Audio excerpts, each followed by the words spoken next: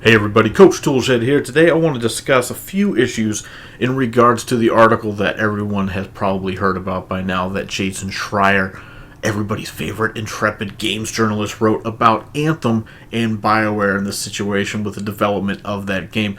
Now, I think it's safe to say at this point that the critical and fan reception to the game Anthem has been less than stellar. Now, of course, it has its supporters, as it always will, but I think it's safe to say that that game did not do as well as many people were hoping, which kind of proves a lot of what I was saying correct. I know a lot of people disagreed with what I was saying because they were all hyped for the game, but a couple months ago I tried to make some videos warning people about hype culture and beware of where you're getting your information. A lot of people told me I was crazy because all the EA game changers promised them that the game was going to be great. Well, I think we see where that got you now. But anyway, I'm not here to do a victory lap, even though Coach was right again. But today I want to discuss the article specifically written by Jason Schreier. Of course, you guys know how I feel about him if you've been watching my videos for any length of time, because I've done a few different videos regarding some of his stances. Now, usually when I go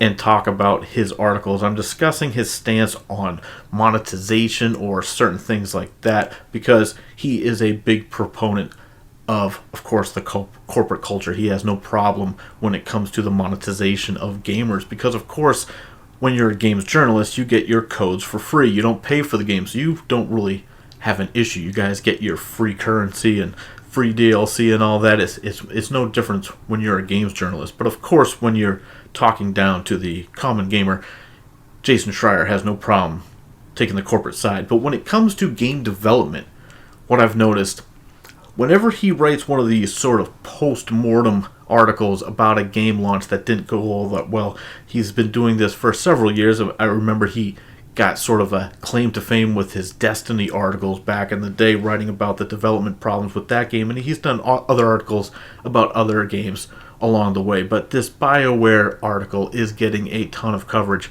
and one thing always seems to hold true when he writes these articles after a game launches.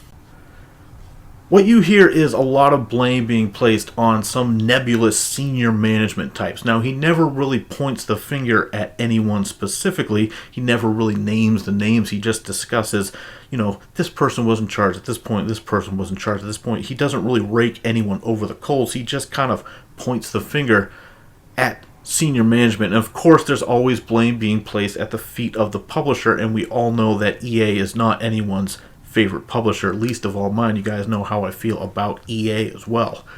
And of course, when it comes to EA, a lot of times when a game fails, especially, we've seen this before from Bioware themselves, they like to place the blame at the foot of the Frostbite engine, which EA forces all of their developers to use. They insist that everyone uses the Frostbite engine. It doesn't really matter what type of game it is, whether it be a racing game like Need for Speed or some of their first-person shooters. Of course, is what it's developed for, and it doesn't matter if it's a third-person shooter or anything. They want everyone using the Frostbite engine.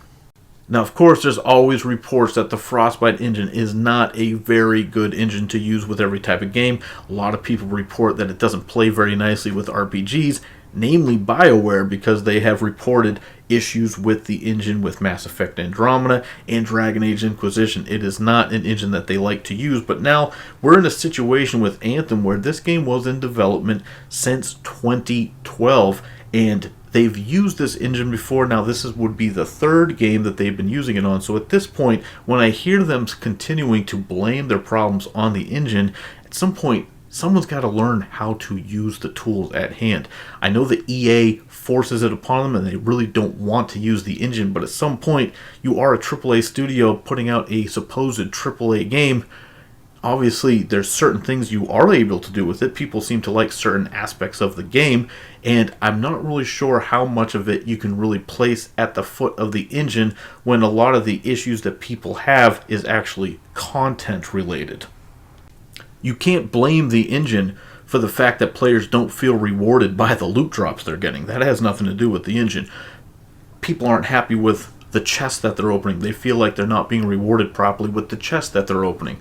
The loot is not impressive. That has nothing to do with the engine. The engine has nothing to do with people not being thrilled with the amount of story missions or the amount of missions overall in the game, or that people maybe aren't too happy with the end game.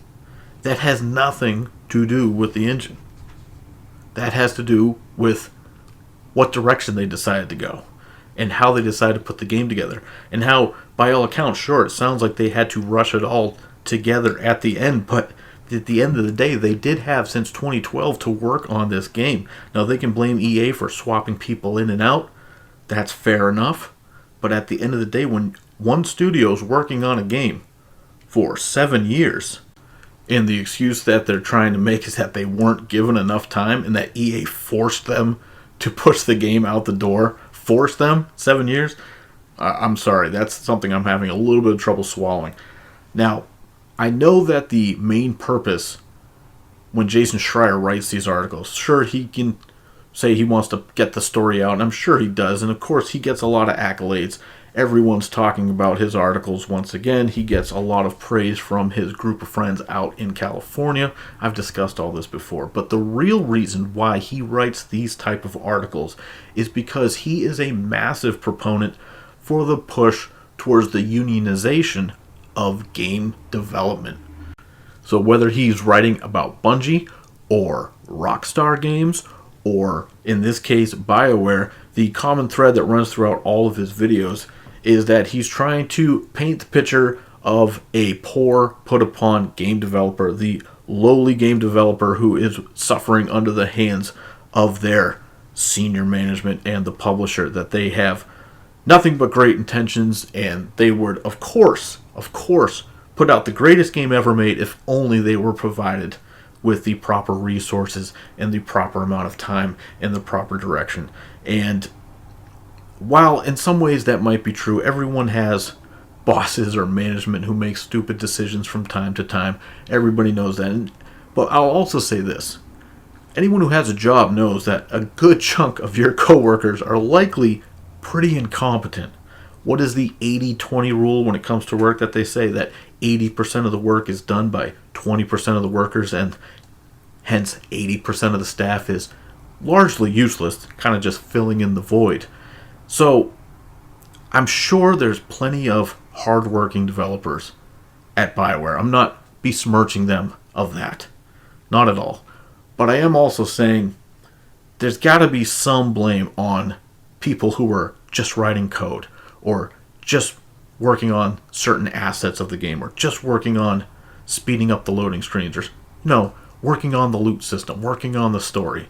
There is other blame to place, but of course the articles that Jason Schreier writes would never do that, because then he would lose the most valuable thing that he has, which is his sources inside these development studios. So of course he always softballs it on the development team themselves. It's never their fault.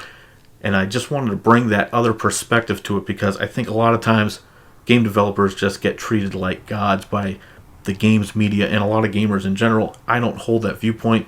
They're people who are working on a commercial product. They might be passionate about it. They might not be. Can't really say that with any certainty. But I don't hold these people with any sort of great respect. But let's jump into the main thing I really wanted to talk about. That was, I kind of droned on there for a little bit longer than I anticipated, but the main thing I wanted to talk about is about something that was inside the article, discussing the E3 presentation from 2017 when it came to Anthem. Because as the article points out, a lot of people who were working on the game when we first saw that E3 trailer, the one that got everyone started on the hype train, a lot of people didn't even know what type of game they were working on. They were still working with their head in the sand. They also said in the article that the name of the game, Anthem, had just been changed right before the E3 presentation. It was supposed to be called Beyond before that. That was the name. And so the thing with Anthem was they had to retrofit that into the game after E3. So the entire thing is just built on a deck of cards that was ready to fall at any given moment. And yet, EA has been hyping this game up, and Bioware has been hyping this game up, talking about how confident they were in the game, even though they said they had challenges ahead of them and stuff like that. They were very confident about the game, and up until the game came out, they kept telling us about how the vision they had, they thought that this was going to be the greatest game. They had all the EA game changers out there hyping this game up, when all of the hype was built on a complete and utter fabrication, a complete lie. And a lot of the stuff, as happens a lot of times in the game industry, a lot of the stuff in that E3 trailer that got everyone hyped isn't in the game at all. And they also talk about how a lot of stuff that they mentioned in pre-launch hype promotional articles, whether it be Game Informer or whatnot, articles like that these promotional companies and these promotional ads get running, they were promising stuff for Anthem in those articles that also they knew were never going to be in the game or got scrapped right after the articles came out. But of course, the people who get hyped for the game, they don't pay attention to when stuff gets pulled out, or a lot of times we don't know when it gets pulled out, but it just keeps building the hype and building the hype. And this is what I want to talk about. I want to talk about people getting hyped for games prematurely, especially when it comes to these companies, these AAA companies. And I know I talk about this a lot, and a lot of people on YouTube talk about it a lot. It's kind of getting old, to be honest. And I told you a couple weeks ago, I really don't want to talk about this stuff all that much, but I want to talk about it as it pertains to this article, because this highlights it quite well. The fact that Anthem was put out and a full hype train was started, both on YouTube and by EA themselves and by Bioware. And oh, Casey Hudson's back and he's going to start plugging it. And all the positive press and the EA game changers putting out all the hype for it. And it was all just built on complete and utter fabricated nonsense. And then the game came out, and if it wasn't for Fallout 76, it would be the worst reviewed game in recent memory from a AAA studio.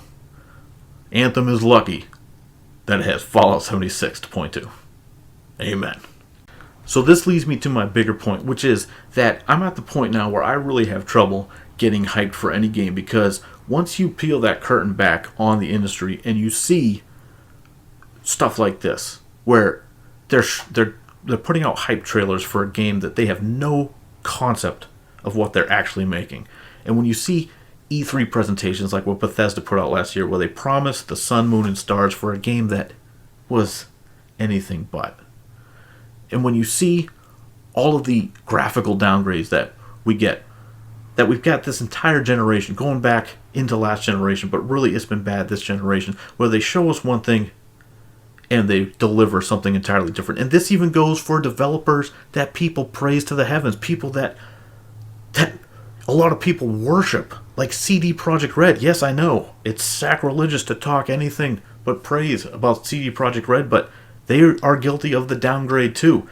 What we saw in pre-release footage was nowhere close to what the game actually launched with.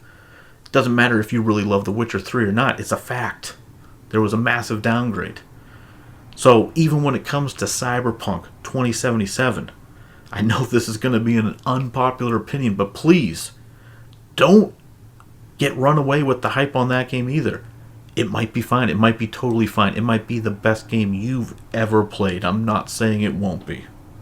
I'm not telling you not to look forward to it, but I've seen a lot of people already convinced that it'll be the best game they've ever played. Please, just stop the hype train, because it doesn't matter what we are shown before a game launches. You never know what it's actually going to look like once it's in your hands. Anthem and this article point this out explicitly. Anyway, that's it from me, Coach Toolshed. I've rambled on long enough. Let me know what you guys think down in the comments below. Please subscribe if you want to stay in tune with the channel. Head forward, and as always, keep it turned to 11.